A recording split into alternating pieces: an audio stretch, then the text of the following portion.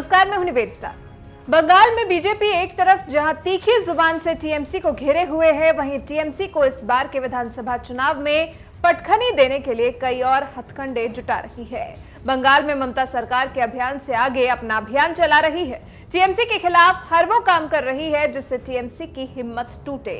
उदाहरण के तौर पर टीएमसी के अभियान के आगे बीजेपी ने छेड़ा अपना अभियान। तृणमूल कांग्रेस अगले साल होने वाले विधानसभा चुनाव के लिए द्वारे सरकार के जरिए जनता तक पहुंच बना रही है। जनता तक अपने 10 साल में किए कामकाज का ब्यौरा दे रही है। वहीं भारतीय जनता पार्टी आर9 अन्या के जरिए ममता सरकार को घेर रही है। हर वो हथकंडा अपना रही है जिससे टीएमसी की जमीन को बंगाल में हिलाया जा सके। दोनों ही पार्टियां जोर शोर से अपने अपने अभियान के जरिए लोगों के दिलों में बैठने की कोशिश में जुटी हुई हैं। पश्चिम बंगाल में सत्तारूढ़ तृणमूल कांग्रेस पार्टी ने अपना द्वारे सरकार अभियान शुरू किया है और सभी पंचायतों और नगर पालिकाओं में इस अभियान को लेकर आम लोगों में काफी उत्साह है। लोगों से इस अभियान को अपना समर्थन देने की उम्मीद लगाई जा रही है।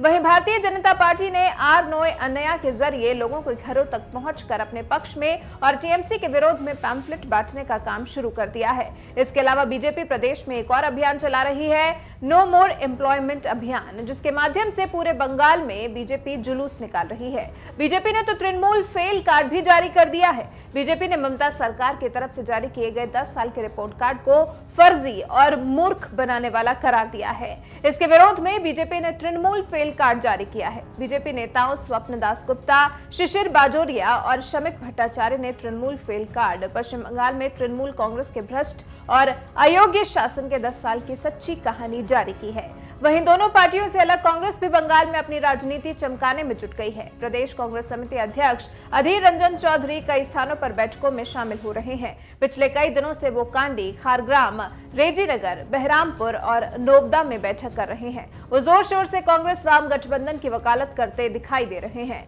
चौधरी मुर्शिदाबाद के एक लोकप्रिय होने के नाते उनकी सभाओं में हमेशा भीड़ उमड़ती रहती है। यानी कि अब बीजेपी, टीएमसी और कांग्रेस तो अपने अपने स्तर पर बंगाल की सत्ता के लिए काम करने में जुटी गई हैं और ओवैसी भी जल्द ही बंगाल में दस्तक देने वाले हैं। या तो खेल बिगाड़ेंगे या फिर किसी के परफॉर्मेंस को सुधार ही देंगे। और फिर बंगाल में बीजेपी के राष्ट्रीय महासचिव कैलाश विजयवर्गीय की भी सुरक्षा को ध्यान में रखते हुए उसे बढ़ाया गया है। अब कैलाश विजयवर्गीय उन चुनिंदा लोगों में शामिल हो गए हैं जो Z+ सिक्योरिटी के घेरे में रहते हैं। पिछले दिनों बीजेपी अध्यक्ष जेपी नड्डा और कैलाश विजयवर्गीय के काफिले पर हमला हुआ था, जिसे टीएमसी वर्कर्स का हमला करार दिया गया था। हालांकि ममता बनर्जी ने इसे नाटक बताया था और साथ ही ये भी कह दिया था कि यह हमला बीजेपी ने खुद ही अपने ऊपर करवा लिया है।